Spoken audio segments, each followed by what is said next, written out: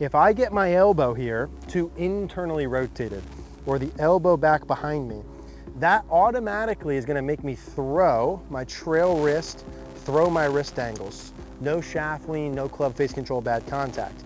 Now, if I take that elbow and I put it back in front, which is external rotation, get this elbow over my wrist bone, that allows me to keep my trail wrist bent, which allows me to get the handle forward and have the passive release. And that's one of the magic moves he did so well. He was able to keep his elbow in front of, or even with his wrist, more externally rotated through the downswing.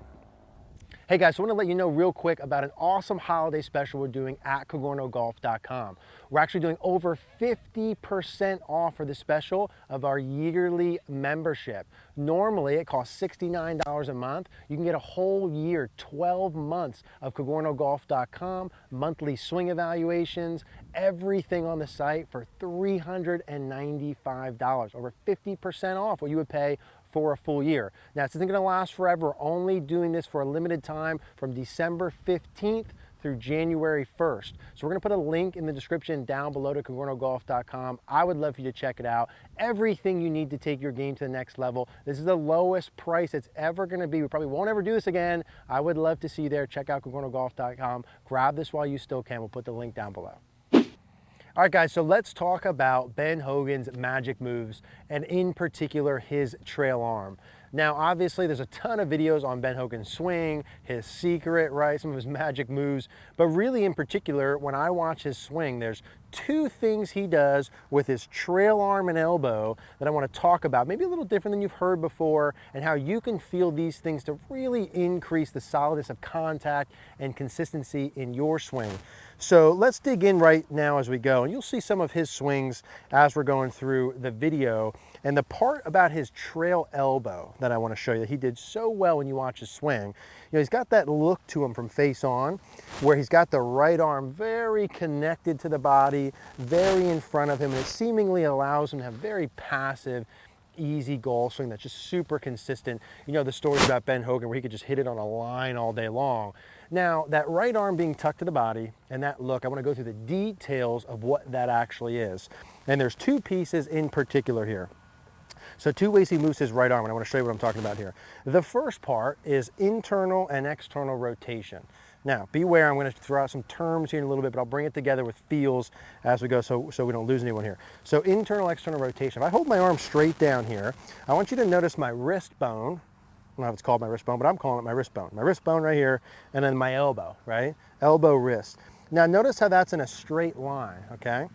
Now, if I get it to the point where my elbow gets behind my wrist like this, now I'm starting to introduce internal rotation. Elbow points behind me, palm faces the target, elbow's farther from the target than the wrist. Now, if I flip that and I try and get the elbow now more towards the target and line those joints back up with my palm more away from me, that would be that external rotation. That's going to be important in a minute. So my wrist and elbow are right on top of each other. We're going to remember that alignment. Now, that's part one. Internal, external we're going to look at. And the second part we're going to look at is abduction, adduction, which is just if I hold my arm in front of me, I can get my bicep and my pec here. I can get my arm farther away from my body, abduction. I can get it closer to my body, adduction, okay? And the two things in his magic moves he did so well, which I want to put in your swing, is he had excellent trail shoulder external rotation, which I'll show you how to do, and he had great adduction. Okay, those are the two moves. Write those pieces down. External rotation and adduction of his trail elbow. Those were the magic moves. So we look at his swing, you see a couple things. Now, starting with the setup position, Ben actually had a fairly weak grip with his trail hand. He's someone who hit hooks, and he wanted to not hit hooks. If you're someone who hits hooks, want to not hit hooks, you can weaken your trail hand grip. For most of us, that's not our main issue. I wouldn't recommend it. And the first thing I always look at is where the elbow pit is at the setup position. Now you actually notice with Hogan, he actually had the elbow pit a little bit more towards the target on a 45-degree angle. So the elbow is behind the wrist. That's the alignment I want you to watch this whole time. Wrist, elbow. So the elbow's behind the wrist a little bit. I would actually prefer at your setup position that you turned your right arm under a little bit more. So you actually added some external rotation, which is the pit of your elbow. I remember someone commented the term, but I don't remember it, but the pit here points away from you, which is gonna make your right hand grip be a little bit stronger. Adds a little supination of your trail arm, so a little bit stronger. So I would actually take your setup and tuck your right elbow in a little bit where the pit of the elbow points away from you. That's part one. Now on the way back, I want to reference this again, my wrist and my elbow. If my elbow starts going too far behind my wrist, that adds a lot of internal rotation, gets the shaft very steep. Now I can make up for that, of course, but what are the golden moves on the downswing?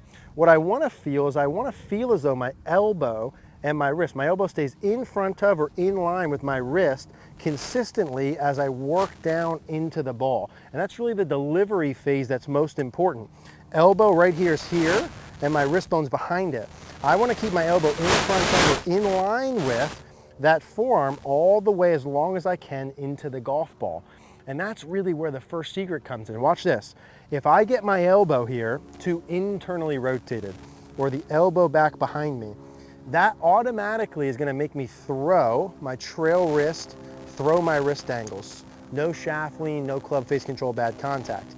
Now if I take that elbow and I put it back in front, which is external rotation, get this elbow over my wrist bone, that allows me to keep my trail wrist bent, which allows me to get the handle forward and have the passive release. And that's one of the magic moves he did so well. He was able to keep his elbow in front of or even with his wrist more externally rotated through the downswing. Now the second move he did, which would be adduction. So when I take my setup position and my right arm here is, we'll call it on the side of my chest. As I do this downswing piece, if we take the club here and get this alignment correct, I'm keeping the elbow and the wrist in line. My right arm also needs to work across my chest. If I held the club up like this, my right arm needs to work across my chest some, instead of it staying too far behind me. Now what that enables me to do as I swing is get the handle more forward. So when I come down, it's keeping the arm externally rotated and it's getting the arm across my body, adduction, pushing my bicep into my pec, which allows my right arm to feel across my chest more. If we can do those two moves, keep the wrist and the elbow on top of each other, not allowing the elbow to get behind the wrist, which would be bad. I want the elbow in line with or in front of the wrist, and I want the arm across my chest. And as I put both of those pieces in, that's the piece that allows me to get the shaft lean, the right wrist bent, all of those good things through impact that we want. And those are really the magic moves that he was able to do. So wrist and elbow in line, arm works across my chest, across my chest. That's the adduction. So I'm just gonna do a little half one with that feel first. And one of the things I really feel, and that's about as straight as we can go there, one of the things that you're really feeling when you're doing this and you're watching Hogan hit is that sensation. I think that's such a good visual for you to be looking at. When you get into this delivery phase, which is the club parallel to the ground, put those alignments in, see what that feels like compared to normal, where your wrist bone and elbow, this forearm is straight up and down. It's not leaning towards the target with the elbow behind me. It's here or even a little bit more elbow in front. And if that feels way different than normal, this is something you need to spend some time on. So see here, my arm straight up and down, hands even with my thigh, club parallel. Now my arm's gonna feel like it works across my chest. I cross my chest as I'm squaring the face a little bit. So this alignment, and I'm keeping this alignment. I wanna feel like all the way through impact. I'm not gonna let my wrist get too far ahead of my elbow. I'm gonna make sure my elbow and my wrist are feeling like they're moving at the same rate. My elbow and wrist move at the same rate as it works across my chest, and there's just a little bit of forearm rotation there to square that club face up. And that's really what I'm feeling. I'm not letting my wrist bone get forward of my elbow. I'm keeping my elbow and wrist bone at the same level. Let's do that one more time. So one line all the way in. Yeah, and that feels really, really solid. A lot of us that I see and that I work with have those opposite issues. And so a lot of us need to feel these same things. Now, the only caveat that I want to throw in is if you're someone who does have the face way open and you do slice the ball too far to the right, that doing this external rotation, adduction, isn't going to help you close the club face. In fact, this internal rotation, elbow back, throw the right wrist move, would square the face more. So you are going to make sure when you do this, which will make you hit the ball much more solid, you do need to add some pronation, some forearm rotation, right palm down a little bit, left palm up just a little bit, from here to get that club face back to square. So one more time, I know I said this a bazillion times, wrist bone, elbow, stays moving at the same rate.